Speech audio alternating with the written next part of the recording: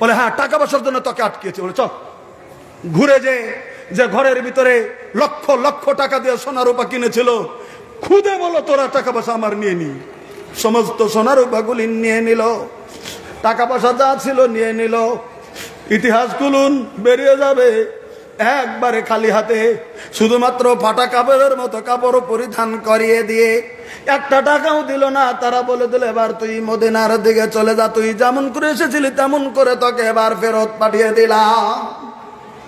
হায় রে নবীর মোহাব্বত যাবে না, নবীর আছে কেমন, এমন নবীর মোহাব্বতের সাহাবী সমস্ত ধন সম্পদ লক্ষ লক্ষ টাকা ছেড়ে দিয়ে তাদের হাতে সমর্পণ করে দিয়ে নিজে খাওয়ার মতো পয়সা নাই গো, খালি হাতেই তিনি মক্কা থেকে মদিনাতুল মুনাওয়ারার দিকে তিনি ছুটলেন।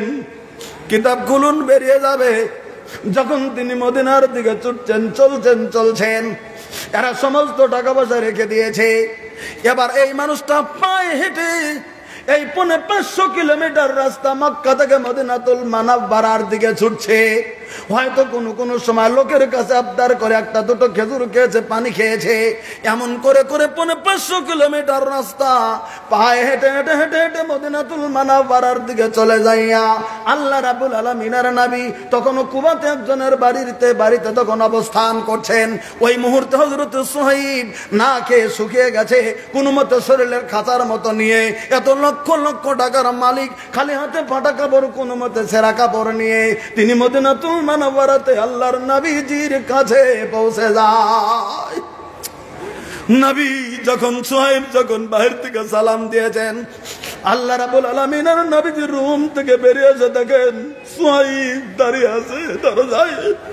চেহারা দেখেই নবীর চোখের পানি যেমন টলমল হয়ে যায়, কারণ একটা লাখপতি ব্যবসায়ী রে, শরীরের কাপড় তেমন নাই, টাকা পয়সা নাই কাছে। ওই লোকটার কেমন অবস্থা নবী দেখেই বুঝতে পারছেন। নবী তখন বললেন সুহাইব গো, তোমার এমন অবস্থা কেন হলো, তুমি কোথায় থেকে এমন করে তুমি আসলে রে সুহাইব? সুহাইব জবাব দিয়েছিলেন হুজুর, আমি আপনার মোহাব্বত মক্কাতুল মুকাররমায় থাকতে পারি নাই, আমি তো রুম থেকে আপনার জন্য পালিয়ে গিয়েছিলাম মক্কায়। আপনি যখন চলে এসেছেন আমি কেমন করে থাকবো গো নবী? তাই আমি সমস্ত কিছু আমি ওখানে রেখে ওদের হাতে সমর্পণ করে দিয়ে টাকা পয়সা সমস্ত সোনা রূপা আমি তাদেরকে বুঝিয়ে দিই আমি আপনাকে পাওয়ার জন্য আমি পায়ে হেঁটে হেঁটে মক্কা থেকে আজকে এই মুহূর্তে আমি মদিনাতুল মুনাওয়ারাতে এই কুবার মাটিতে আপনার কাছে আমি পৌঁছে গিয়েছি। আল্লাহ রাব্বুল আলামিনের নবী 3 বার একটা শব্দ বলেছিলেন, সুহাইব রে তুমি তোমার ব্যবসা, তুমি লাভদায়ক ব্যবসা করেছো রে সুহাইব, তুমি লাভদায়ক ব্যবসা করেছো রে সুহাইব, তুমি লাভদায়ক ব্যবসা করেছো রে সুহাইব। 3 বার আল্লাহ রাব্বুল আলামিনের নবী বলে দেওয়ার পরে হযরত জিবরিল আমিন আল্লাহ রাব্বুল আলামিনের নবীর কাছে হাজির। আল্লাহর নবীর কাছে হাজির হয়ে হযরত জিবরিল তখন আল্লাহর নবীর কাছে আয়াত নাজিল করে দিলেন, সূরাতুল বাকারা আয়াত নাম্বার 207। আল্লাহ রাব্বুল আলামিন বলে দিলেন, নবী গো পৃথিবীর জমিনের ভিতরে এমন কিছু মানুষ আছে, আমিনান নাস মাইয়াশরি নাফসাহু ইবতিগা মারদাতিল্লাহি ওয়াল্লাহু রাউফুন বিল ইবাদ। আল্লাহ রাব্বুল আলামিন বলে দিলেন, নবী গো মানুষের ভিতরে এমন কিছু মানুষ আছে যাদের জান মাল সমস্ত কিছু আল্লাহ রাব্বুল আলামিনের রেজামন্দির জন্য, আল্লাহর রাসূলের রেজামন্দির জন্য পৃথিবীর জমিনের ভিতরে বিক্রি করে দেয়। এমন কিছু মানুষ পৃথিবীর জমিনের ভিতরে আছে। আল্লাহ রাব্বুল আলামিন এবার বলে দিলেন, হে নবী গো তার ভিতরে যেমন সুহাইবের উদাহরণ আল্লাহ রাব্বুল আলামিন বুঝিয়ে দিতে চেয়েছেন, এমন কিছু মানুষ আছে যারা পৃথিবীর সব কিছু আল্লাহর রেজামন্দির জন্য যারা বিক্রি করে দিতে পারে।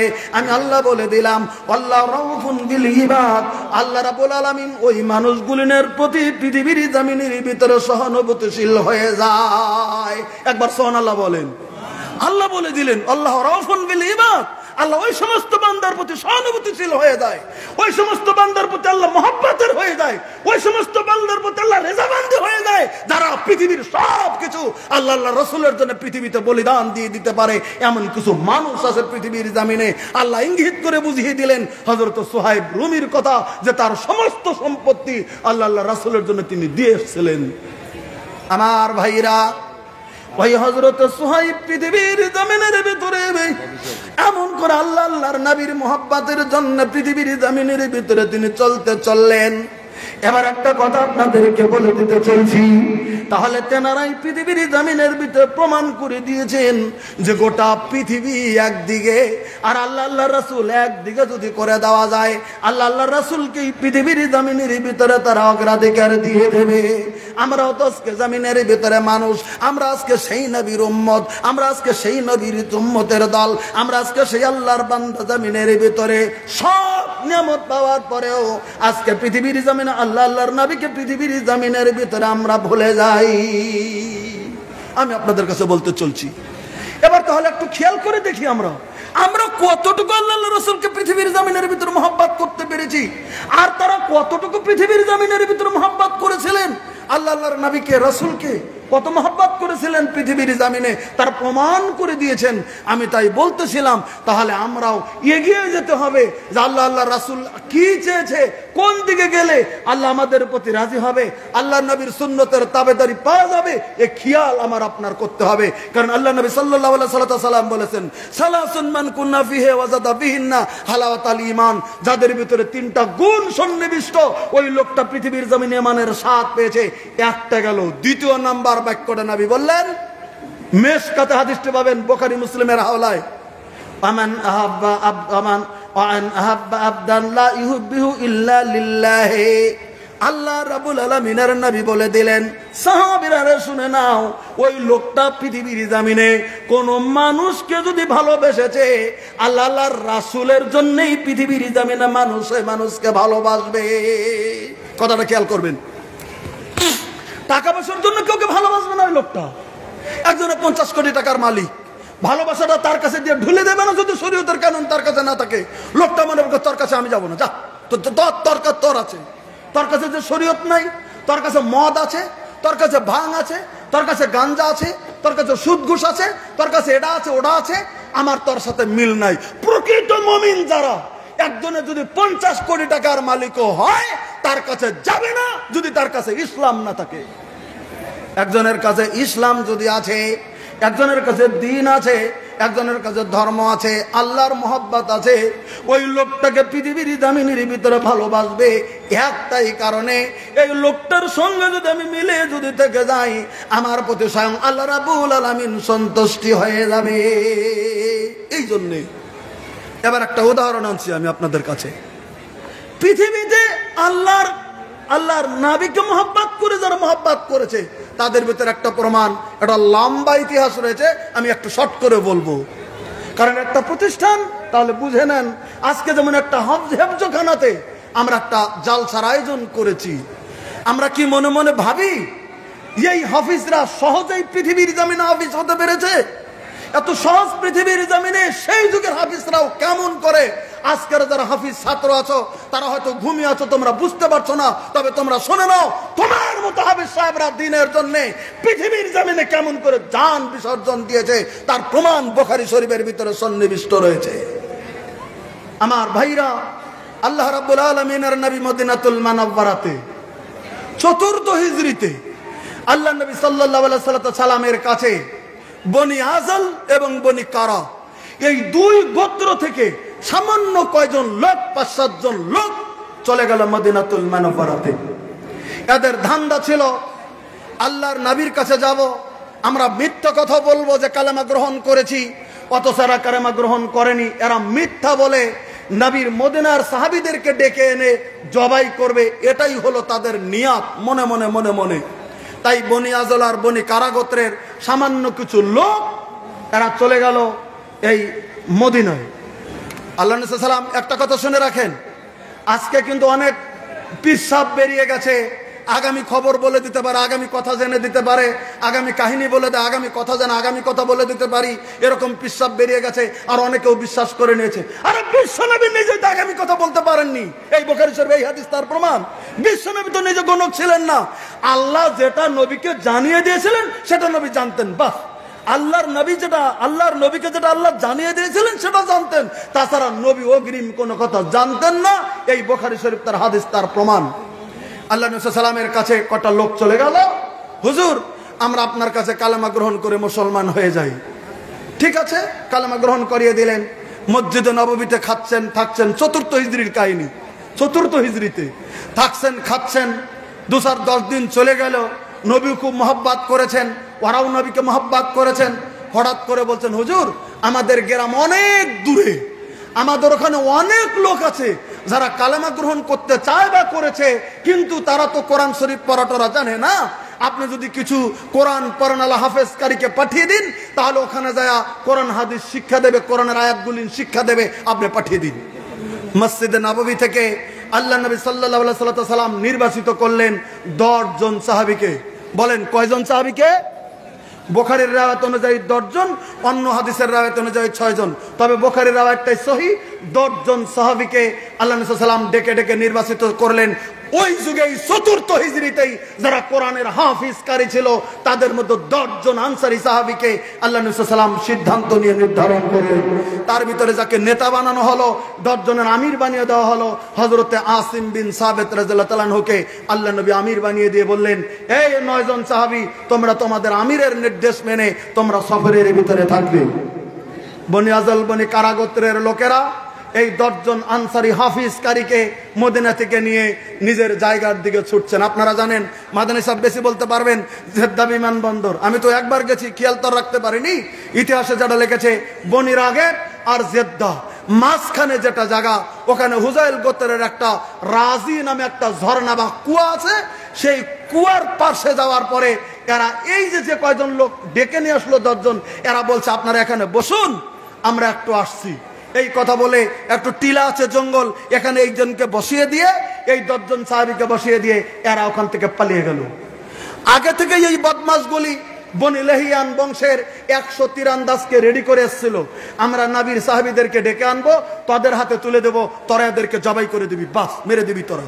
এরা এরা পরামর্শ করে এসেছিল, একথা সাহাবীরাও জানে না, বিষ্ণু সাল্লাল্লাহু আলাইহি ওয়াসাল্লামও জানেন না, পাঠিয়ে দিয়েছেন। এবার এরা যখন অনেক সময় পেরিয়ে গেল 10 জন সাহাবী, তখন দেখছে কেন ওরা তো ফিরে আসে না। চিন্তা করতে শুরু করলেন, ফিরে আসে না রে, এখন কি হবে? আমাদেরকে সঙ্গে করে নিয়ে আসলো কালেমার দাওয়াতের জন্য, দিন শেখার জন্য, কোরআন শেখার জন্য, আর এখন এরা পালিয়ে গেল, এখন তো আসে না। যেখানে রাজি নামে কুয়া আছে, কুয়ার পাশ দিয়ে একটু এগিয়ে গিয়ে একটা উঁচু জায়গা ছিল, একটা টিলা ছিল, উঁচু জায়গাতে এরা যায় এই 10 জন সাহাবী জমায়েত হয়ে গেল। 10 জন সাহাবী জমা হয়ে গেল, এরা একটু আড়ালের ভিতরে লুকিয়ে রইল। 10 জন আসিম বিন সাবিত সহ আরো 9 জন সাহাবী এরা লুকিয়ে গেল। এই বদমাশগুলি অপরাহ্নে যাইয়া বনি লেহিয়ান বংশের 100 তীরন্দাজকে খবর দিয়ে দিলা, নবীর 10 জন সাহাবীকে ধরে এনেছি, ওখানে রেখে এসেছি, তোমরা যাও 10 জন সাহাবীকে তোমরা হত্যা করে দাও। বনি লেহিয়ান বংশের 100 তীরন্দাজ তীর ধনুক হাতে নিয়ে আল্লাহ রাব্বুল আলামিনের নবীকে তালাশ করতে শুরু করে, আল্লাহর নবীর সাহাবীদেরকে তালাশ করতে শুরু করে দিলেন। এসে দেখছে এরা নাই, কিন্তু সাহাবীরা করেছিল কি, মদিনার খেজুর ছিল তাদের সঙ্গে, ওইগুলি খেজুর খেয়ে খেয়ে তারা ওই যে টিলার ভিতরে চলে উঠে পড়েছিল। ওই খেজুরের চিহ্ন দেখে এরা তখন পিছু পিছু পিছু পিছু পিছু পিছু যাইয়া নজর করে দেখে 10 জন সাহাবী একটা টিলার উপরে যা জমে এরা বসে রয়েছে। নিচ থেকে বলে নেহিয়ান বংশের 100 তীরন্দাজ বলছে, আই নবীর সাহাবীরা, তোরা টিলায় থেকে নিচে নেমে আয়, আমরা ওয়াদা দিলাম তোমাদেরকে মারা হবে না, তোমরা নিচে নেমে আসো। এবার 10 জন সাহাবী পরামর্শ করছে নিচে যাব কি যাব না। তাদের আমির বানিয়েছিলেন হযরত আসিম বিন সাবিতকে। আসিম বিন সাবিত রাদিয়াল্লাহু তাআলা আনহু জওয়ান সাহাবী বলে দিলেন, না আমরা নিচে যাব না, আমরা নিচে যাব না, আমরা নিচে যাব না, কোনো মতেই যাব না, এরা বেঈমান, এরা মিথ্যা কথা বলে মদিনা থেকে আমাদেরকে নিয়ে আসছে মারার জন্য, এদের কথা মতো আমরা যাব না, এরা গেলে আমাদেরকে মারবে, আমরা যাব না।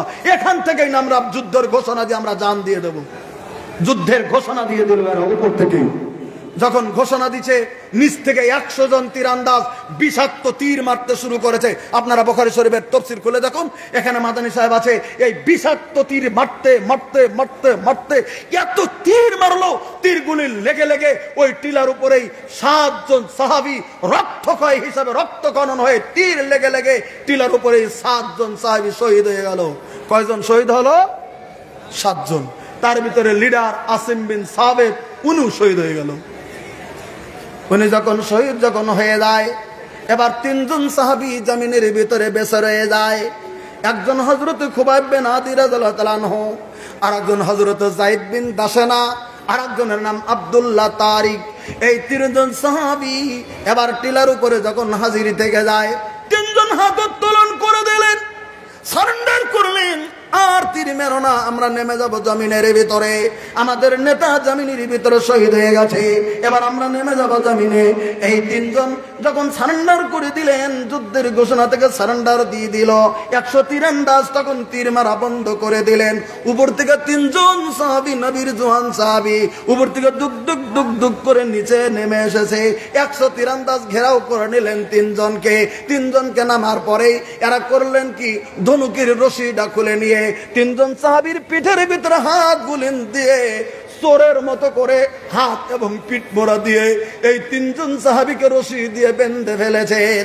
যখন তিনজনকে বেঁধে ফেললো, বলে এবার আমাদের সাথে তোমরা চলো। আব্দুল্লাহ তারেক প্রতিবাদ করলেন, এই তোরা না কেবলই বললি তোমরা নবীর সাহাবী, তোমাদেরকে মারা হবে না, তোমাদের কথা অনুযায়ী আমরা এসেছি, আর তোমরা ওয়াদা ভঙ্গ করেছো। আমার নামার সাথে সাথে তোমরা আমার হাতের ভিতরে তোমরা বন্ধনটা দিয়েছো। তোমাদের সঙ্গে আমি যাবার জন্য কোনো মতেই রাজি নয়, কোনো মতেই যাব না, কোনো মতেই যাবেন। অস্বীকার যখন করলেন, অস্বীকার করার সঙ্গে সঙ্গে আমার ভাইরা গো, আব্দুল্লাহ তারেক জমিনের ভিতরে আছে 100 জন বেঈমান বাহিনী বংশে এমন করে আঘাত করতে শুরু করে দিলেন, জমিনের ভিতরে টুকরো টুকরো করে দিয়ে হযরত আব্দুল্লাহ তারেককে ওই জায়গার ভিতরেই তাকে শহীদ করে দেওয়া হলো। 10 জনের ভিতরে এবার মাত্র থাকলো 2 জন, একজন খুবাইব বিন আদি রাদিয়াল্লাহু তাআলা আনহু, আরেকজন আব্দুল্লাহ, আরেকজন হচ্ছে হযরত যায়েদ বিন দাসেনা। এই 2 জনকে এরা বনে লেহিয়ান বংশের মানুষেরা একবারে ডাইরেক্ট মক্কার বাজারের ভিতরে তুলে নিয়ে যায়। একবার এখান থেকে নিয়ে গেল মক্কায়, বাজারে নিয়ে ঘোষণা দিচ্ছে, কে আছো? মদিনার 2 জনকে ধরে আনছি, কে আছো? কিনে নেবে, তোমাদের বাবা বদরের ময়দানে কাতল হয়েছে, তার প্রতিশোধ কে আছো নেবে। এই কথা দিয়ে ঘোষণা দিয়ে 2 জনকে এরকম করে তুলে ধরলো। যাদের বাবা কাতল হয়েছিল বদরে, সেরকম ধনী মানুষের ভিতরে বাবার কাতলের বদলা নেওয়ার জন্য 2 গ্রুপে 2 জনকে কিনে নিল টাকা দিয়ে। একজনকে কিনে হযরতে খুবাইব বিন আদিকে একদল নিল, আর হযরতে যায়েদ বিন দাসেনাকে নিল, নিয়ে জেলখানার ভিতরে নিজের ঘরে জেলখানার মতো করে বন্দি করে শিকল দিয়ে বেঁধে তাদেরকে পহরাদার দিয়ে রুমের ভিতরে রাখতে শুরু করে দিয়েছে। কি খেতে দেবে? বাবার প্রতিশোধ নেবে, মারার প্রতিশোধ নেবে। খেতে দেয়নি, হযরত যায়েদ বিন দাসেনাকে ঠিক মতো খেতে দেয়নি। খাওয়ার বদলে বিষাক্ত তীর, বিষাক্ত জিনিস দিয়েছে শরীরে, কেটে কেটে কেটে কেটে লবণের মতো করে দিয়ে দিয়ে অত্যাচার করে করে বিষাক্ত জিনিস প্রয়োগ করে হযরত যায়েদ বিন দাসেনা মক্কায় থেকে বাড়িতে বন্দিশালার ভিতরেই তিনি শহীদ হয়ে গেলেন। এবার একটা লোক বেঁচে থাকলো, তার নাম খুবাইব বিন আদি। মদিনার মুখ শক্তিশালী একজন আনসারী যুবক সাহাবী ছিলেন হযরত খুবাইব বিন আদি, তিনি থাকলেন এবার বন্দিশালাতে। এবার তখন আবু সুফিয়ান তখনও মুসলমান হয়নি। আবু সুফিয়ান পরামর্শ ডাকলেন, এই যায়েদ বিন দাসেনা খতম হয়ে গেছে, এবার আছে মাত্র কে? খুবাইব বিন আদি। 40 দিন হয়ে গেছে, এবার আমরা ওকে শুলে চারিয়ে, ওকে সবার মোকাবেলা শুলে চারিয়ে ওকে আমরা হত্যা করে দেব। এটা সিদ্ধান্ত পাশ করে দিলেন, শুলে চারিয়ে মারবো, সবাই যেন দেখে যে প্রতিবাদ প্রতিশোধ আমরা নিলাম। এ ঘোষণা হয়ে গেল মিটিংয়ে। ঘোষণা হয়ে গেলে হাজার হইলেও কিছুগুলো মানুষ থাকে যে কিছুগুলো জিনিস হয়তো পছন্দ করে না। তখন ওই ঘোষণার পরে ওখান থেকে একটা লোক এসে খুবাইব বিন আদির কাছে বলতেছেন, খুবাইব তুমি খবর শুনেছ? জেলখানার ভিতরে দরজা এসে বলতেছেন, বলে কি খবর? বলে আগামীকাল তোমাকে শুলে চড়িয়ে তোমাকে হত্যা করা হবে, আজকের মিটিংয়ে সেটা পাস হয়ে গেছে। তখন 40 দিন হতে চলছে সেদিনকার কাহিনী। হযরত খুবাইব বিন আদি রাদিয়াল্লাহু তাআলা আনহু ওই রুমের ভিতরে থেকে 40 দিনের ভিতরে, কিতাব খুলুন লেখা আছে 40 দিনের ভিতরে হযরত খুবাইব বিন আদি যে জেলখানার ভিতরে আছে, এখান থেকে কাহারই কাছে কোনো জিনিস চাইনি, কোনো মুক্তির জন্য আবেদন করেনি, কোনো খাবারের জন্য জিনিস চাইনি, কোনো জিনিস তিনি চাইনি। 40 দিনের দিন যখন শুনলেন আগামীকাল আমার হত্যা হয়ে যাবে, হযরত খুবাইব বিন আদি যে বাড়িতে ছিলেন, ওই বাড়িতে একটা মহিলা ছিল, স্বামীহারা মহিলা, বিধবা মহিলা, তার একটা বাচ্চা আছে ওই বাড়িতে আছেন, যে বাড়িতে তিনি বন্দী আছেন ওই বাড়িতে একটা বিধবা মহিলা আছে, ওদের বোন আছে। ওই মেয়েটা কোন সময় খেতে টেতে দ্বিতীয় এদিক ওদিক থেকে হয়তো ওই মেয়েটাকে ডাক দিয়ে বলতেছেন, বোন একটা কথা শুনে যাও। কি? 40 দিন তোমাদের বাড়িতে আমি বন্দি থাকলাম, 40 দিনের ভিতরে তোমাদের কাছে আমি কোনো জিনিস আবদার করিনি, আমি কোনো জিনিস তোমাদের কাছে চাইনি, আমি কোনো জিনিস তোমাদের কাছে আমি খুঁজিনি। 40 দিন পরে আজকে তোমার কাছে একটা জিনিস আমি চাইবো, তুমি দেবে? মেয়েটা বলছে, আপনি কি চান? বলে, একটা আমাকে চাকু দাও, একটা খুর দাও, একটা চাকু দাও, একটা ধারালো চাকু দাও। বলে, চাকু দিয়ে কি করবেন? বলে, আমার একটু কাজ আছে, তুমি চাকুটা দিয়ে দাও। উনি মনে মনে খুবাইব বিন আদি নিয়াত করলেন, আমি যে 40 দিন ধরে বন্দী আছি, আমার হাতের চেরিগুলিন বড় হয়ে গেছে, আমার মোজগুলি বড় হয়ে গেছে, আমার বগলের পশম বড় হয়ে গেছে, একটু চাকু নিয়ে আমি সুন্নতি হিসাবে আমি বগলের পশমটা ছাপ করব, হাতের চেরিটা একটু কেটে দেব, মোষটা একটু খাটো করে দেব, কারণ কঠিন কিয়ামতের দিন নবীর কাছে যেদিন সাক্ষাৎ হবে, নবীর সুন্নতটা যেন আমার দেহের ভিতরে জেদ্দা থেকে যায়, আমি যেন এগুলি নিয়ে আমাকে কবরে যেতে না হয়, মরে যেতে না হয়। তাই চাকুটা ছেলেন। বুখারীর ব্যাখ্যাতে লিখেছেন, মহিলাটি কোনোদিন কিছু চাইনি বলে বিধবা মহিলা একটা চাকু এনে খুবাইব বিন আদির হাতের ভিতরে চাকুটা দিলেন। চাকুটা দিয়েছেন, উনি চাকু হাতে রেখেছেন, চেরি কাটছেন, হয়তো বগল ছাপ করছেন। ওই মহিলাটারই একটা ছোট্ট 3 বছর 4 বছরের ছেলে দৌড়ে দৌড়ে ওই রুমের ভিতরে ঢুকে পড়েছেন।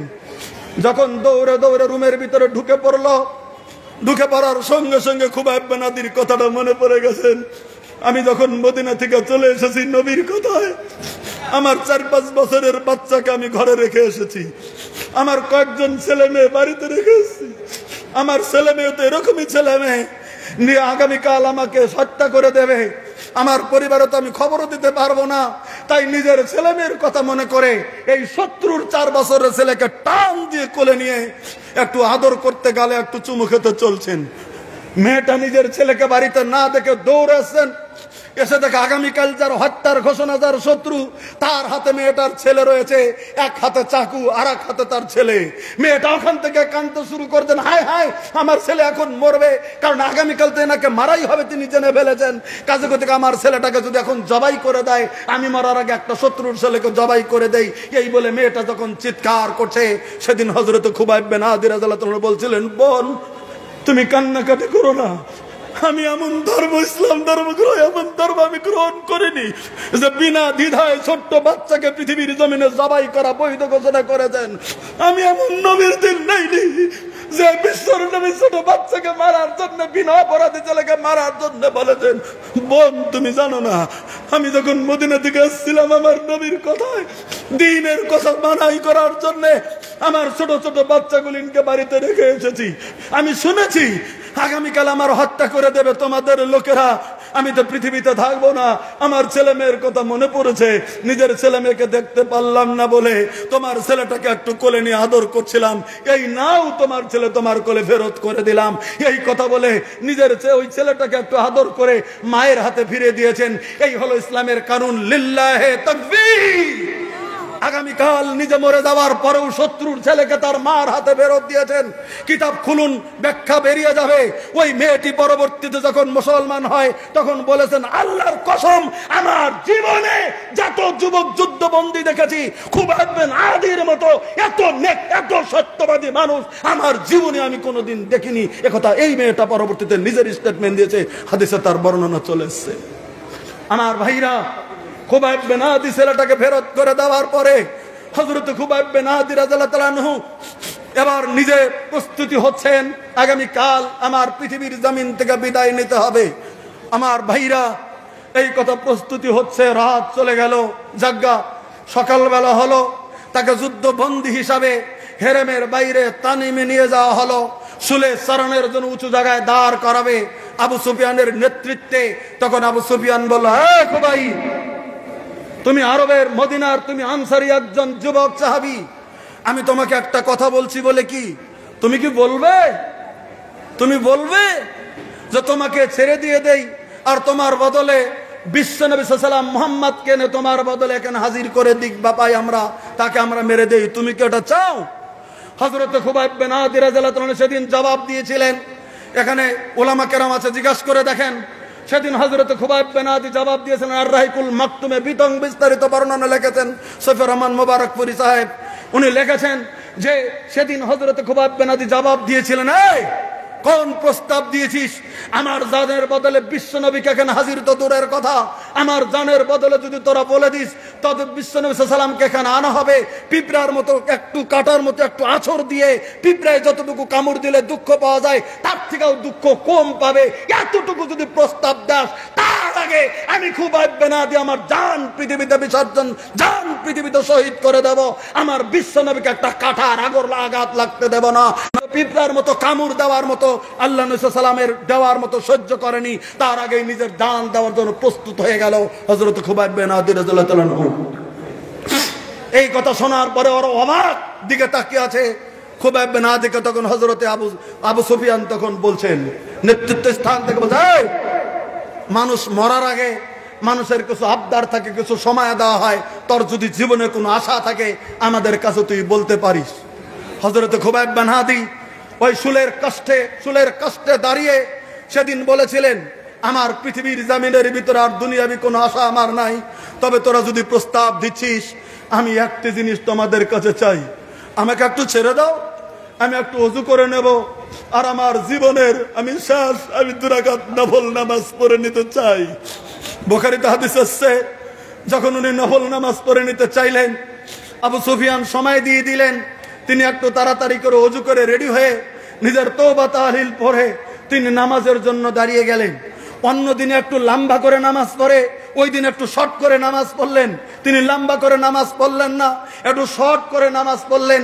এজন্যই নামাজ শর্ট করে পড়ে বলে দিলেন, এই তো আমি আমার জীবনে আজকে তাড়াতাড়ি করে নামাজ এজন্যই পড়লাম, আমি যদি একটু দেরি করে নামাজ পড়ি তোরা মনে মনে ভাববে নিবি যে মনে হয় জানের ভয়ে লম্বা করে নামাজ পড়েছে। না, আমি বিশ্বনবী সাল্লাল্লাহু আলাইহি ওয়াসাল্লামের অর্ডারে এসেছি, আমি জানের ভয়ে নামাজ লম্বা করিনি, ওজন্য আমি একটু শর্ট করে নামাজ পড়লাম। নামাজ পড়ে আল্লাহ রাব্বুল আলামিনের কাছে দোয়া করছে, আল্লাহ আমার মনের ভিতরে আশা ছিল, পৃথিবীর জামিনের ভিতরে তো আমার সবথেকে বড় আশা একটাই ছিল, আমি যদি একটু বিশ্বনবী সাল্লাল্লাহু আলাইহি ওয়াসাল্লামকে দেখতে পারতাম আমার অন্তরটা পৃথিবীর জমিনে ঠান্ডা হয়ে যেত। কিন্তু না, আমি আছি মক্কায়, বিশ্বনবী সাল্লাল্লাহু আলাইহি ওয়াসাল্লাম আছে মদিনায়, আমি নবীকে দেখতে পারবো না। আল্লাহ তুমি আমার সালামটা মদিনাতুল মুনাওয়ারায় পৌঁছে দিও। এমন করে বলছেন আর আল্লাহর কাছে দোয়া করছেন, আল্লাহ তুমি আজকে একটু পরেই আমার এই দেহটা খণ্ড বিখণ্ডিত হয়ে যাবে, রক্তের ছানা দানা দুক দুক দুক দুক করে জমিনে ঝরবে, আমার প্রতিটি রক্তের বিনিময়ে, প্রতি রক্তের পটের বিনিময়ে ইসলামের তুমি আলোড়নের সৃষ্টি করে দিও। একবার জোরে সুবহানাল্লাহ বলেন। খুবাইব বিন আদি সেই যুগেই 4th হিজরিতে মক্কাতুল মুকাররমায় এই দোয়া করেছিলেন। আল্লাহ রাব্বুল আলামিনের কাছে দোয়া শেষ হয়ে গেল।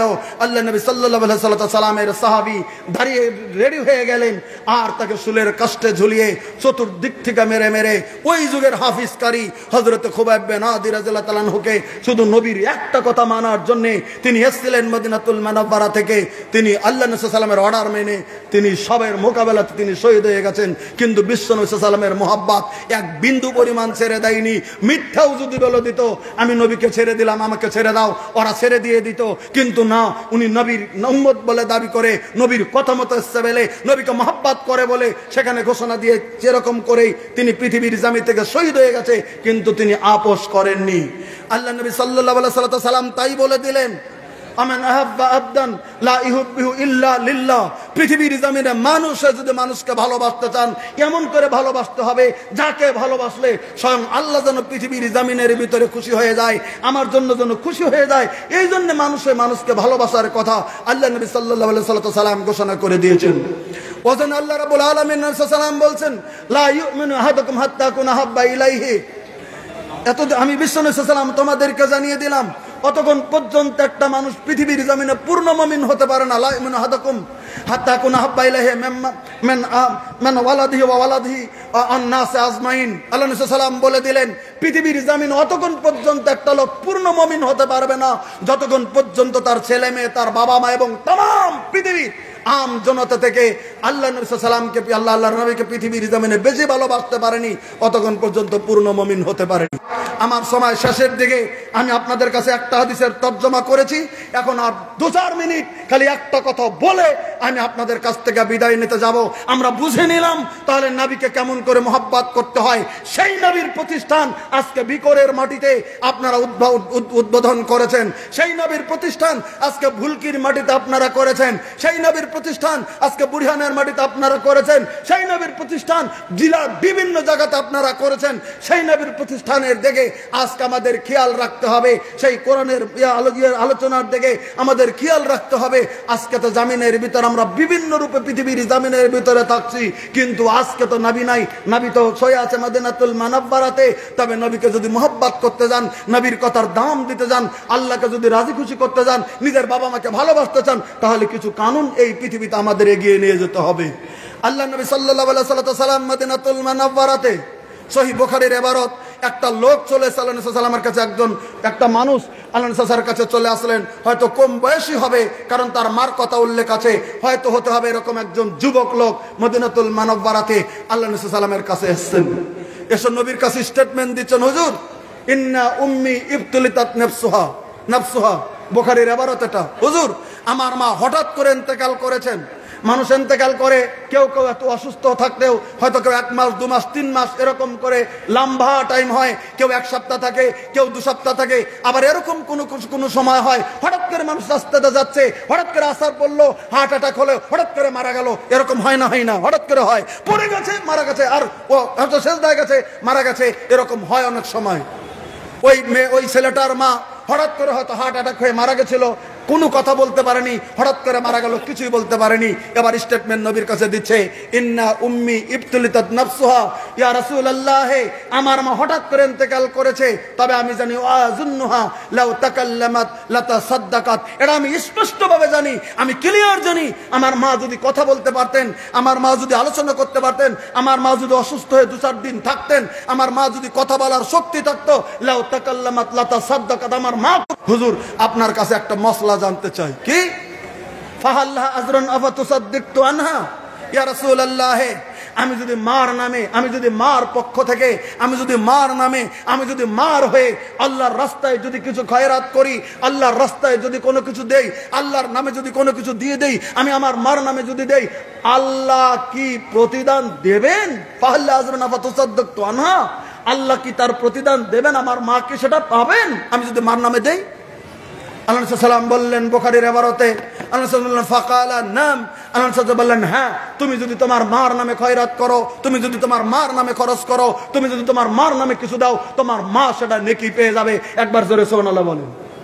তাহলে আমরা ছেলে হয়ে যদি বাবা মা কবরে, আমি যদি ছেলে মেয়ে হয়ে বাবা মার জন্য কিছু দেই, তাহলে বাবা মা পাবে, একথা আল্লাহ নবী সাল্লাল্লাহু আলাইহি ওয়াসাল্লাম ঘোষণা করেছেন, একথা আল্লাহ নবী সাল্লাল্লাহু আলাইহি ওয়াসাল্লামের ফরমান। তাছাড়া তো লম্বা হাদিস আছে, আপনারা জানেন যে মানুষ মরে গেলে আমলনামা বন্ধ হয়, 3টা আমল জান্নাত থেকে। হাদিস বহুতবার শুনেছি, আমি ব্যাখ্যা করতে চাই না, আমি শুধু আপনাদেরকে বলে দিতে চাইলাম। তাহলে মা বাবা কবরে গেলে, মা বাবার নামে কিছু দিলে, তাহলে সেটা মা বাবা কবরে পেয়ে যায়, মা বাবা পেয়ে যায় তার নাকি, একথা আল্লাহ নবী সাল্লাল্লাহু আলাইহি ওয়াসাল্লাম ঘোষণা করেছেন।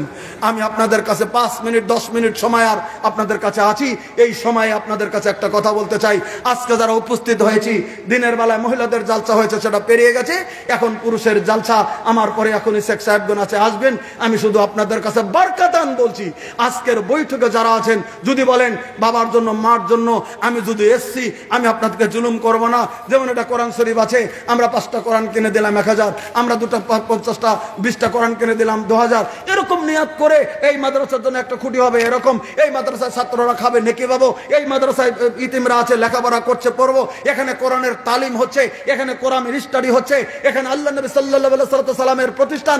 আজকে তো নবীকে আমরা দেখিনি, নবী তো মদিনাতুল মুনাওয়ারাতে আছে, বাবা মা আমার কবরে আছে, আমি বাবার নামে, আমি আমার মার জন্য, আমি আল্লাহ নবী সাল্লাল্লাহু আলাইহি ওয়াসাল্লামের প্রতিষ্ঠানে আমি 2000 5000 টাকা দেবো, 1000 টাকা দেবো। একটা লোক সর্বপ্রথম যদি টেবিলে আসতে পারেন, নিজের বাবার কথা মনে করে নামটা যদি বলে দেন, একটু দোয়া করবো, যেটা সহি তরিকায় আল্লাহর কাছে একটু দোয়া করে দেব। আমি আসামের লোক ভালো করে চেনেন, যদি একটা লোক আসেন সর্বপ্রথম আসতে পারেন, আমি নেমে যাবো স্টেজ থেকে। কেউ আছেন? 500,000 টাকা দেওয়ার মতো, 2,000 টাকা দেওয়ার মতো, 5,000 টাকা দেওয়ার মতো একটা লোক সর্বপ্রথম আসেন, ইনশাল্লাহ মানুষ যে সর্বপ্রথম চালু করে দেবে, সর্বপ্রথম যিনি চালু করে দেয়, এটা সৎ কাজ সর্বপ্রথম যিনি চালু করে তার দেখা দেখে যত সৎ কাজ করবে নেকিটা পৃথিবীর জামিনের ভিতরে পেয়ে যাবেন ওই লোক। এটা হাদিসের ভিতরে তার বয়ান চলে এসছে। জাগা কি নাম জানো আপনার? সাব্বির আলী, সাইফুল্লাহ, সাইফুদ্দিন সাহেব, জাযাকাল্লাহ হায়াকাল্লাহ। আমার একজন ভাইজান সাইফুদ্দিন সাহেব এখানে চলে এসেছেন। যাক, উনি 500 টাকা দিয়েছেন। জাযাকাল্লাহ হায়াকাল্লাহ, আল্লাহুম্মা বারিক ফি হালিকা আমালি। আল্লাহ তুমি তার বাবা মার জীবনের গুনাহ মাফ করে দাও। আল্লাহ যারা বেঁচে আছে ইমান মানে কায়েম রাখো, আর যারা কবরে তাদের জীবনের গুনাহ মাফ করে কবরের দরজাটা তুমি জান্নাতের দরজায় মিলিয়ে দাও। লিল্লাহি তাকবীর। জি, আর একজন মুরব্বী আমার আজকের জমিনের ভিতরে এসে 100 টাকা দিয়েছেন। আল্লাহ তুমি তার দানকে কবুল ও মঞ্জুর করো। জি,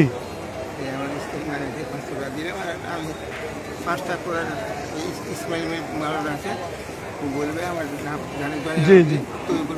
এই আমার একজন মুরব্বী চলে এসছেন, ইনি ওনার স্ত্রী ইন্তেকাল করেছেন, স্ত্রীর জন্য 500 টাকা দিয়েছেন। আর উনি 10টা কোরআন দিয়ে দেবেন, কোরআনের মূল্য দিয়ে দেবেন, ওটা লিখে নেন।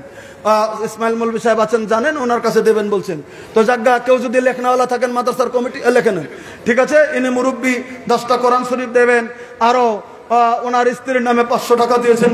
জাযাকাল্লাহ হায়াকাল্লাহ, আল্লাহুম্মা বারিক ফি হালিকা আমালিক। বিবিকে খুব ভালোবেসেছেন বলেই আজকের জমিনে চলে এসেছেন। ইনি মুরব্বী, দাড়ি পেকে গেছে, চুল পেকে গেছে। আল্লাহ যেন ওনার দানকে কবুল করেন। লিল্লাহি তাকবীর। জাযাকাল্লাহ হায়াকাল্লাহ, আল্লাহুম্মা বারিক ফি হালিকা আমালিক। আল্লাহ তুমি দানকে কবুল ও মঞ্জুর করো।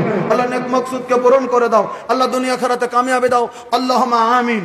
আমার ভাই, বাবা নাই এমন কোন সন্তান আজকের জামিনে নাই 500 টাকা দেবেন, বাবা হারা সন্তান, বাবাটা কবরে আছে, একটু দোয়া করব বাবার জন্য, বলে দেবেন আমার বাবা কবরে। কেউ আছেন? সবাই আমিন বলবে। আল্লাহ যেন হিফাজত করেন। বাবা হারা একটা সন্তান আজকের জামিনে টাকা দেবেন 500,000, এরকম কোন লোক একটু দয়া করে তাড়াতাড়ি স্টেজ আসার জন্য আমি আপনাদেরকে অনুরোধ করছি। আপনাদেরকে আমি জুলুম দেইনি, 500,000 টাকা চাইছি, বাবা নাই মা নাই, এর জন্য একটু দয়া করে আসেন স্টেজের দিকে। জি, একটা ছেলে 100 টাকা দিয়েছেন। জাযাকাল্লাহ হায়াকাল্লাহ, আল্লাহুম্মা বারিক ফি হালিকা আমালি। আমার একজন মুরব্বী আছেন, জাযাকাল্লাহ হায়াকাল্লাহ। মনে হয় বাবা মা পৃথিবীর জমিনে বেঁচে নাই না, বাবা মা নাই। ওনার কি নাম আপনার? হ্যাঁ, মুমতাজ আলী। জাযাকাল্লাহ হায়াকাল্লাহ, বাবার জন্য ইনি 500 টাকা দিয়েছেন। আল্লাহ তুমি তার দানকে কবুল ও মঞ্জুর করো। আল্লাহ তুমি তার বাবার জীবনের গুনাহ মাফ করে দাও। আল্লাহ তার বাবা কোন অবস্থা আছে দেখার মতো শক্তি নাই, আল্লাহ তুমি তার জীবনের গুনাহ মাফ করে কবরের দরজাটা তুমি জান্নাতের দরজার সঙ্গে তুমি মিলিয়ে দাও। জাযাকাল্লাহ হায়াকাল্লাহ। কি নাম দাদু জানেন? জাযাকাল্লাহ হায়াকাল্লাহ। বাবা মা নাই না? এই যে আমার একজন মুরব্বী জনাব ইজাবুল হক সাহেব, বাবা নাই মা নাই, মাবুদ গাও তুমি দয়া করে তার বাবা মার জীবনের গুনাহ তুমি মাফ করে দাও। উনি 1500 টাকা নগদ দান করে দিয়েছেন। আল্লাহ গো, তার বাবা নাই মা নাই, আল্লাহ তুমি তার বাবার নামের দান তুমি কবুল ও মঞ্জুর করো। আল্লাহ নেক মাকসুদকে তুমি পূরণ করে দাও। আল্লাহ দুনিয়া চলতে ফিরিতে যদি কোনো গুনাহ করেছিল জীবনের গুনাহ মাফ করো। আব্দুল মান্নান, স্ত্রীর নামে 200 টাকা। আব্দুল মান্নান সাহেব স্ত্রীর জন্য 200 টাকা দান করেছেন। জাযাকাল্লাহ হায়াকাল্লাহ, আল্লাহুম্মা বারিক ফি হালিকা মালিকা। আর একজন মুরব্বী আমার 500 টাকা দিয়েছেন। আল্লাহ তুমি তার দানকে কবুল ও মঞ্জুর করো। আল্লাহ নেক মাকসুদকে তুমি পূরণ করে দাও, দুনিয়া আখিরাতে কামিয়াবি দাও।